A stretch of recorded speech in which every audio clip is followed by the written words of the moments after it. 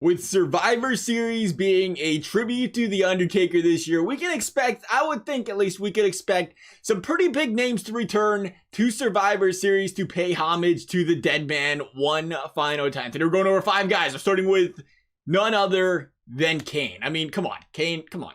I mean, come on. Did we say that already? What do you think of more than Kane versus The Undertaker, or Kane with The Undertaker, when we're talking about The Undertaker, a storied rivalry for really that went on decades. So if you want to call it rivalry, that turned into tag team. But Kane and The Undertaker, I'd be shocked if Kane did not come back one last time with The Undertaker. And speaking of things that stick out, not only with The Undertaker, but in WWE history in general, one of the most iconic moments in the wrestling industry we'll ever probably see or remember, and that is Mick Foley.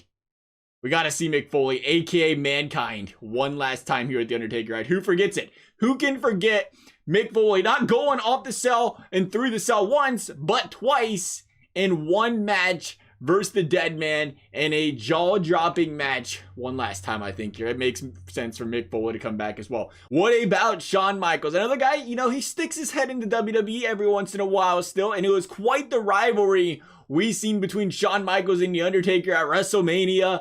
And not to mention, again, it's just two icons of their generation. Shawn Michaels, The Undertaker. Undertaker's really starting to, he's sealing off a generation here by leaving. And we're starting to see all these other guys that have been out of WWE for a while making their return one last time to say their goodbyes. What about Edge? Speaking of guys kind of in and out the door here, who can forget about the rivalry that started with a cash in of the Money in the Bank by Edge, a 1.5 year long bout between these two, an electric one to watch as well. Edge, again, you know, he's been a guy back and forth this year. Would be surprised if he didn't show up at some point in time here, maybe for a storyline, not even Undertaker related here, as we're getting closer to Royal Rumble and then obviously WrestleMania season.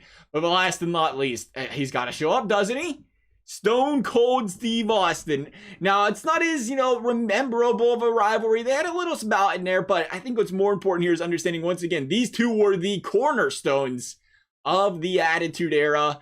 And to, you know, not see Stone Cold come back one last time when these two was side by, I wouldn't say side by side, but, you know, essentially side by side carrying this company for decades here, especially The Undertaker, you know, Stone Cold during that era. I would be surprised if we didn't see Stone Cold come back just one last time. That's our 5 guys.